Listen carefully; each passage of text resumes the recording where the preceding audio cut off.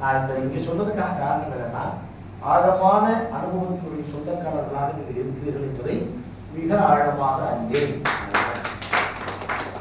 I know you people are with extensive அனுபவம். சமூகத்தை பற்றி எனக்கு இருக்கிற அனுபவத்தை விட as a professor of social work விட you all know much better. இது உங்களுக்கு நெஞ்சத்தை குளிர வைக்கிறதுக்காக சொல்றது இல்லை.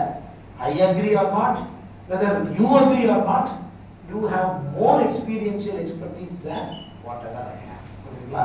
இது 15 years of ஃபீல்டில் இருந்து எத்தனையோ போலீஸ் கேஸ்க்குள்ள ஏதோ தீபக் சார் இப்படி சொல்றீங்க.